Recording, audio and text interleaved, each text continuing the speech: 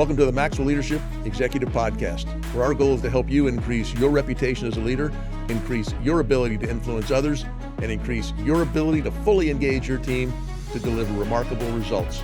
Hi, I'm Perry Holly, a Maxwell Leadership Facilitator and Coach. And I'm Chris Cody, Executive Vice President with Maxwell Leadership. Welcome and thank you for joining. If you as an organization are looking for a team to help you with culture, maybe develop some of your leaders, maybe even coach some of your leaders, man, we would love to help you. That's what Perry, myself, our entire team does. And we wake up and think about that every day. It's where the content from a lot of this podcast comes from. We love what we get to do and help people with that. If you're interested in that, I want to encourage you to go to maxwellleadership.com/podcast.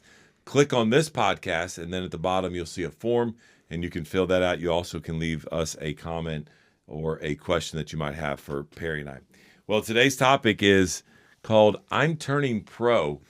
You know, if you've listened to us, Perry and I love athletics. So immediately I thought, man, I can't wait to get into this one. And so I'm preparing and I'm looking through the notes and I'm like, what are we talking about, Perry? So take us away. And I may not say another word the entire podcast, but this one's on Perry. This is good. It's good. Well, I attended a corporate event for one of our clients. Yes. They invited us to be there. And as part of the evening reception, they surprised everyone and said, get on the bus. They took us to a local auditorium, and we walked in, and the head guy got up and said, ladies and gentlemen, please welcome rock band Earth, Wind, and Fire. And the curtain goes up, and out walks Earth, Wind, and Fire. Now, these are from the 70s. It wasn't a cover band. No, it was Earth, Wind, and Fire. Yeah. Actually, had 3 of the original members are there, and I knew them. I know the words to some music, of the songs. you love music. I know that. What really captured my attention, why this makes it here, is that I was sitting near the back, and the bright lights coming from the stage and all, I could see the entire audience. Mostly there's about 125 of us, mostly middle-aged business people, and 100% sitting down, and Earth, Wind, and Fire on the edge of the stage, explosions going off and band playing and the dancing going on, and they're doing the come on everybody clap, and nobody's clapping and nobody's backing, nobody's on their feet, nobody's cheering them on. And it just occurred to me, and I looked it up real quick. I said, this is 3 of the original members, and I knew them in the 70s. How old? 72 years old, these guys are up there. And it just occurred to me, the energy that they were bringing had nothing to do with us, the audience. They weren't dependent on us to feed their energy. They were professionals. Yeah. And I thought they were at the height of and they were on stages all over the world. And now they're a corporate entertainment for an hour and 15 minutes to a bunch of men and women who are just sitting there going, and I thought, oh my gosh, do we allow, as a leader, do you allow the energy of the team or the attitude of the team or the attitude of the customer, do you allow that to control you? Or do you bring your full energy and your full attention and your full professional self to what you're doing? And it just got me thinking about, what do professional leaders do that amateur leaders don't do? And it all based on Earth, Wind, and Fire bringing it. I mean, they brought it for over an hour at 72 years, and we gave them nothing. We encouraged them nada, and they didn't back down. They were complete pros at how they did it. So there you go. I got a bunch of thoughts, but I'm going to keep some of them to myself. But the first thing I do want to share is I think we just lost all of our listeners. No, don't tell me that. by this title. Secondly, I want you guys to know that Perry was texting me, and he's like, I now know what I want to do when I retire. Like, like this is amazing. I missed the boat. I need to be able to do this, and so we were able to experience this thanks to Brian Porta. A little shout out for that experience. Yeah. But it is fascinating to watch something like that and then go, okay, as a leader, to your point, how do I handle that? The first thing I thought of was, man, they never cared about what the people in the stands were doing. Mm-hmm. How many times as a leader do we get up and communicate, and all of a sudden, because we start to doubt what we're communicating and question, is this landing? You're in front of rooms all the time. Right. Are they picking up what I'm putting down? Are they laughing? You and I like to have fun and make people laugh. they're not laughing. Oh my gosh. Now all of a sudden the self-talk starts. Yes. And we get to the point where we go, and that amateur, where we're going to get into this amateur point kicks in and we go, oh, we're not good. It's not connecting. Yeah. I'm not doing a good job. And you have all this. It sounds like they never once thought about that. And so, you want to, as a leader, be contagious. You don't want to come across as inauthentic. But what I love about what you're sharing is, man, what they were sharing was personal and passionate to them. And if you're not leading and you're not involved in an area that's personal, passionate to you, then maybe you need to make a change. They were 70, what'd you say? 2 years old. 72 years old, yeah. Getting after it and loving it, and because that's what they love to do. And I think if you ask them deep down inside, yes, they're pros and they're entertainers.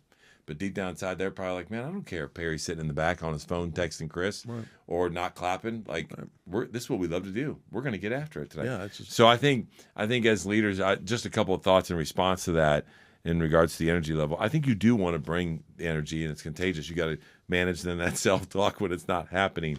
But you got to be personal. It's got to be personal and passionate about what you're doing. Well, I just put a couple of things together to think, as looking at myself as a pro.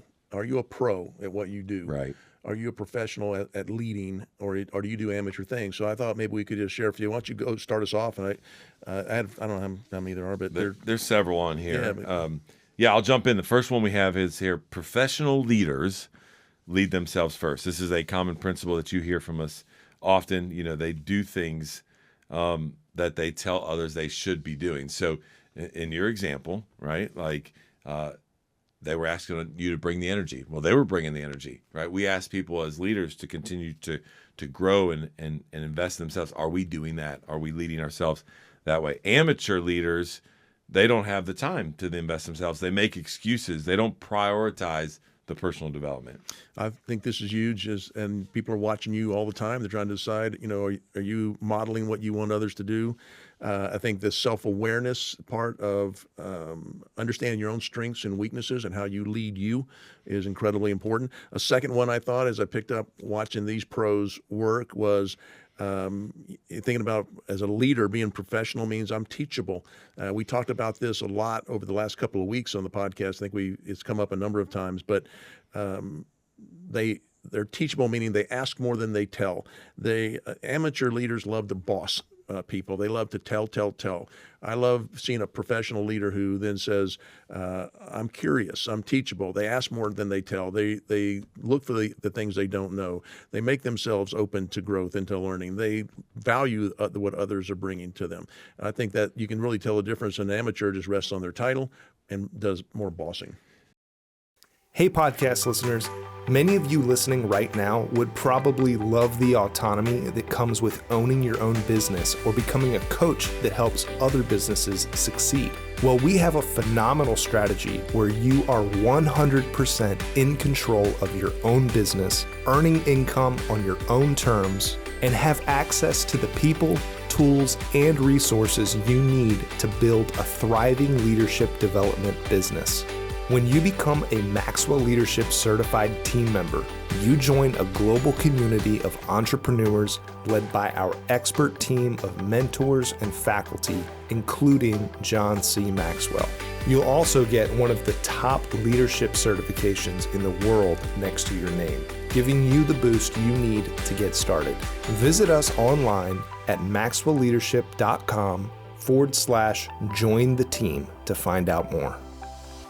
Number 3, professional leaders have a coaching mindset. You see an opportunity, you identify the opportunity in individuals where maybe they're missing the mark, and you take that opportunity to give feedback and help others. That's that level 4 influence that we talk about, how we want to continue to pour and develop in other people. So you have that coaching mindset. You just don't allow things to go by, right? Whereas amateur leaders would then judge others because of those shortcomings, and would definitely not risk trying to coach them, but maybe even shame them at some level. And this is no doubt an influence killer. This was a personal learning for me that I snuck in here, that I have a high standard and I expect people to do certain things. And then I try to model that myself. But when they come up short, people come up short. I come up short. You don't succeed all the time, but when they didn't succeed, and by the way, this was at home as much as at work. was I would judge and I would condemn and I would talk down. And that's amateurish. I thought what I really want to do is I framed it as the coaching moment. So now when I see someone not making the bar, not succeeding or not doing what I think they should do, hitting the standard that I like to see, the professional in me says, that's the coaching moment. And That's great. I don't judge. It's my own little phrase to say, remind yourself, Perry, this is the coaching moment.